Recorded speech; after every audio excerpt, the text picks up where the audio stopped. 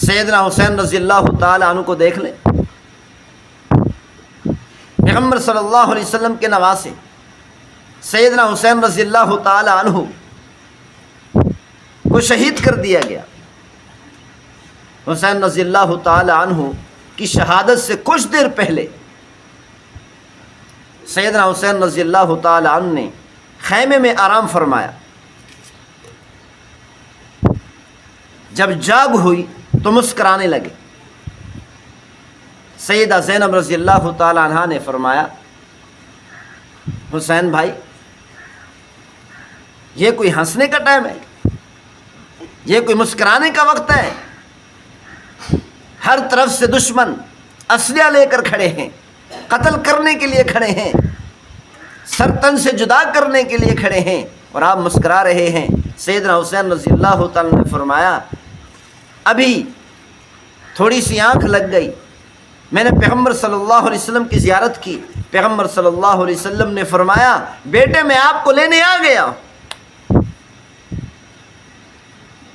ظاہری طور پر سیدنا حسین رضی اللہ تعالی عنہ کو اور اہل بیت کو شکست ہو گئی۔ ظاہری طور پر دنیاوی اعتبار سے ناکام نظر آ رہے تھے، لیکن پیغمبر صلی اللہ علیہ وسلم نے آ کر فرمایا، حسین آپ ناکام نہیں، آپ کامیاب ہو۔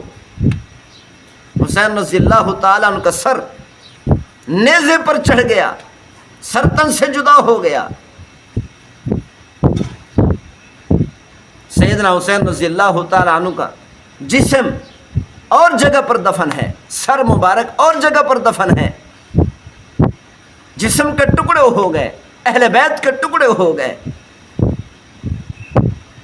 سیدنا حسین رضی اللہ تعالی عنہ 72 اہل بیت سمیت شہید ہو گئے، لیکن پیغمبر صلی اللہ علیہ وسلم آ کر خوشخبری دے رہے ہیں، میرے بیٹے آپ کامیاب ہو گئے، میں آپ کو لینے آ گیا۔ ابن زیاد، جس نے سیدنا حسین رضی اللہ تعالی عنہ کو شہید کروایا، ظاہری طور پر وہ کامیاب نظر آ رہا تھا، اس کو فتح مل گئی۔ ابن زیاد کے سامنے جب سیدنا حسین رضی اللہ تعالیٰ کا سر مبارک کاٹ کر رکھا گیا، ابن زیاد نے سیدنا حسین رضی اللہ تعالیٰ کے چہرے مبارک پر چھڑی ماری، کہنے لگا، خدا کی قسم آج سے پہلے اتنا حسین چہرہ میں نے نہیں دیکھا۔ ابو برزہ اسلمی رضی اللہ تعالیٰ صحابی کھڑے ہو گئے، فرمانے لگے، او ظالم، چھڑی اپنی ہٹا لے، میں نے اسی چہرے اقدس پر پیغمبر صلی اللہ علیہ وسلم کو بوسے دیتے ہوئے دیکھا۔ تو ابن زیاد نے کہا، اگر تو بوڑھا نہ ہوتا میں تجھے بھی قتل کروا دیتا۔ لیکن جب ابن زیاد کا سر حضرت مصعب بن عمیر رضی اللہ عنہ کے سامنے رکھا گیا، لوگوں کا مجمع تھا، لوگوں کا رش تھا کہ اچانک لوگ کہنے لگے، وہ آیا، وہ آیا، وہ آیا۔ کہ اچانک ایک پتلا سانپ دوڑتا ہوا آیا، آ کر ابن زیاد کی ناک میں داخل ہوا اور منہ سے نکلا، پھر ناک میں داخل ہوا، پھر منہ سے نکلا، پھر ناک میں داخل ہوا، پھر منہ سے نکلا۔ 3 مرتبہ اس سانپ نے اسی طرح کی، پھر چلا گیا۔ تھوڑی دیر کے بعد لوگ پھر کہنے لگے، وہ آیا، وہ آیا۔ وہی سانپ دوبارہ آیا، پھر آ کر ناک میں داخل ہوا، لیکن منہ سے نہیں نکلا، جسم کے اندر غائب ہو گیا، سر کے اندر غائب ہو گیا۔ ظاہری طور پر نظر آ رہا تھا سیدنا حسین رضی اللہ تعالی عنہ شکست کھا گئے، دنیاوی اعتبار سے ناکام ہو گئے، لیکن حقیقت کے اعتبار سے کامیابی ابن زیاد کو نہیں ملی، ابن زیاد ناکام ہو گیا۔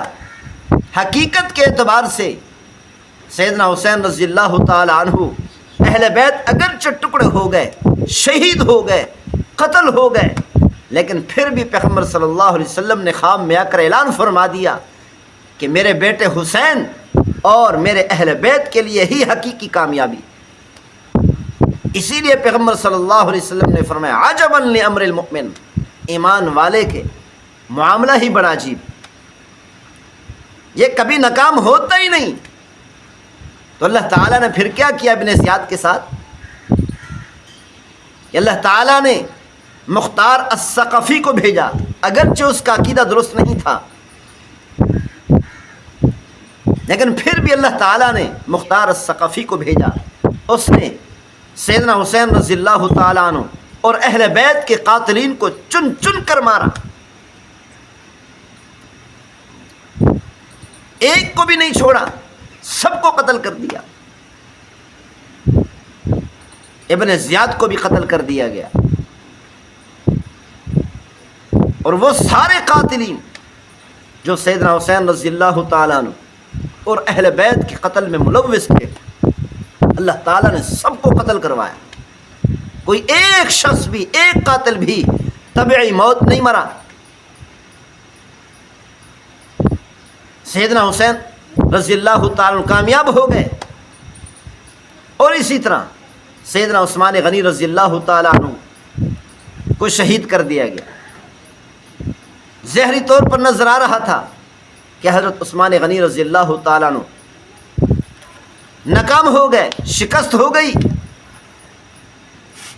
لیکن حقیقت میں حضرت عثمان رضی اللہ تعالیٰ عنہ ہی شہید ہوئے اور وہی کامیاب ہوئے، کیونکہ مسلمان کے لیے، ایمان والے کے لیے شکست تو ہوتی ہی نہیں، ناکامی تو ہوتی ہی نہیں۔ جو حضرت عثمان غنی رضی اللہ تعالیٰ عنہ کے قتل میں ملوث تھے، سیدنا عثمان غنی رضی اللہ تعالیٰ عنہ کی شہادت میں ملوث تھے، اللہ تعالیٰ نے ان سب میں سے ہر ایک کو دردناک موت دے کر مارا۔ ان میں سے ایک بھی طبعی موت نہیں مرا، کہ ان کی دردناک موت کو دنیا والوں نے دیکھا تو اللہ تعالیٰ نے بتا دیا کہ ناکامی مسلمان کے لیے، ایمان والے کے لیے نہیں ہوتی۔ ایمان والے کے لیے کامیابی ہی کامیابی ہوتی ہے، فتح مل جائے تب بھی کامیاب، شکست ہو جائے تب بھی کامیاب۔ اسی طرح آج کے غزہ کے مسلمانوں کو دیکھو، کشمیر کے مسلمانوں کو دیکھو، شہید کیا جا رہا ہے، قتل کیا جا رہا ہے، عورتوں اور بچوں تک کو نہیں چھوڑا جا رہا، ٹکڑے کر دیے جا رہے ہیں۔ غزہ کے مسلمان، کشمیر کے مسلمان شہید ہو گئے، قتل ہو گئے، ٹکڑے ہو گئے، چیتھڑے اڑا دیے گئے، تب بھی کامیاب ہیں، ناکام ہو ہی نہیں سکتے۔ اسی لیے پیغمبر صلی اللہ علیہ وسلم نے ارشاد فرمایا کہ میری امت کے لیے قیامت والے دن جہنم کا عذاب نہیں ہوگا جن لوگوں کو دنیا کے اندر قتل کر دیا گیا۔ اگر میری امت کے لوگوں کو، مجھ پر ایمان رکھنے والوں کو ناحق قتل کر دیا جائے تو یہی قتل ان کے گناہوں کا کفارہ بن جاتا ہے، اور قیامت والے دن اللہ تعالیٰ ان کو سیدھا جنت میں داخل فرمائے، ان کو جہنم کا عذاب نہیں دیا جائے۔ کہ دنیا کے اندر قتل ہونا یہی گناہوں کا کفارہ ہے، یعنی پیغمبر صلی اللہ علیہ وسلم نے بتا دیا قیامت تک آنے والی امت کو کہ پریشان ہونے کی ضرورت نہیں، دشمن تم پر حملہ کرے، تمہیں قتل کرے، تمہارے ٹکڑے اڑا دے، تمہارے چیتھڑے اڑا دے، اے ایمان والو تم کامیاب ہو، ناکام تم ہو ہی نہیں سکتے۔ دنیاوی اعتبار سے شکست کھا گئے، لیکن آخرت کے اعتبار سے کامیاب ہو گئے۔ اللہ تعالی ہم سب کو عمل کرنے کی توفیق نصیب فرمائے۔ وما توفیقی الا باللہ۔